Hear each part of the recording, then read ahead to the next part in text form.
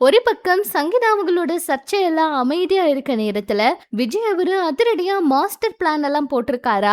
யாருமே அரசியல் களத்துல செய்யாத ஒரு விஷயத்த செஞ்சு புது சாதனை படைக்க இருக்காரா?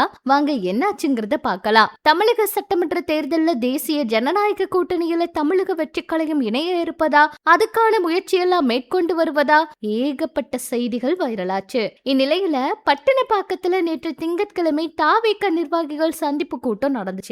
இந்த கூட்டத்துல விஜய் அவர் பங்கேற்று பேசியிருந்தாரு. அப்ப வர சட்டமன்ற தேர்தல்ல 234 சட்டமன்ற தொகுதிகள்லயும் நாம தனித்துதான் போட்டியிட போறோம். இதனால தொகுதிகளுக்கு சென்று கட்சியினர் தீவிரமா களப்பணி ஆற்றணும். விரைவில் வேட்பாளர்கள் பட்டியல் வெளியிடப்பட இருக்கு. தமிழகம் முழுக்க நான் சுற்றுப்பயணம் மேற்கொள்ள இருக்க அப்படின்னு தெரிவிச்சிருந்தாராம். இந்த நிலையில தாவிகா 60 தொகுதிகளுக்கு வேட்பாளர் நேர்காணல் நடத்த வேட்பாளர்கள் தேர்வு செஞ்சிருக்காங்க. மீதம் இருக்க 174 தொகுதிகளுக்கு வேட்பாளர்கள் தேர்வு செய்யற பணி தீவிரமா நடந்துகிட்டு இருக்கு. இதே போலதான் புதுச்சேரி மாநிலத்துல இருக்க 30 சட்டமன்ற தொகுதிகளுக்கு வேட்பாளர் நேர்காணல் தொடங்கி நடைபெற்றிருக்கு.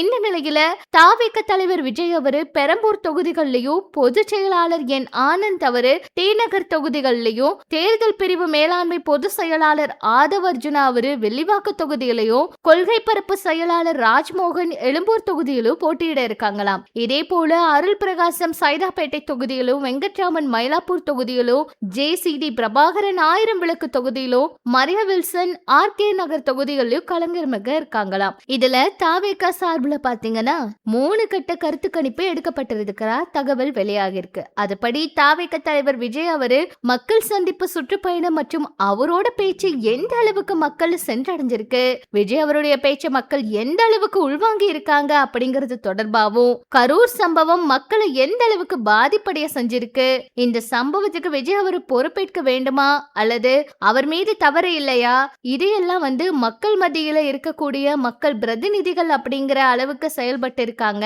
அவங்க மீது எந்த அளவுக்கு அதிருப்தி உள்ளது அப்படிங்கறது தொடர்பா 3ஆம் கட்ட கருத்து கணிப்பு மேற்கொள்ளப்பட்டு இருக்காம். வேட்பாளர்கள் தேர்வு செய்யப்பட்டதுக்கு அப்புறமா 4வது கருத்து கணிப்பு எடுக்கவும் திட்டமிட்டு இருக்காங்களாம். என்ன நடக்க போகுதுன்னு பொறுத்திருந்து பார்க்கலாம் அப்படிங்கிற மாதிரி சொல்லியிருக்காங்க. சொல்ல போனா அரசியல்ல விஜய் அவரு புது விஷயத்த முயற்சி பண்றாரு.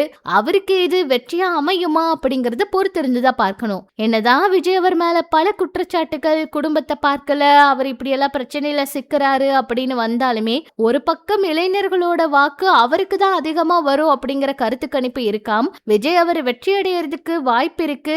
அதாவது முதலிடம் இல்லாட்டியும் முடிஞ்ச அளவுக்கு வாக்குகளை பிரிக்கிறதுல விஜய் அவர் ஒரு முக்கியமான பங்கா இருப்பாருங்கிற தகவல் வெளியாகிருக்கு. என்ன நடக்க போகுதுன்னு பொறுத்திருந்து பார்க்கலாம். இது பற்றி உங்களோட கருத்துக்களை சொல்லுங்க.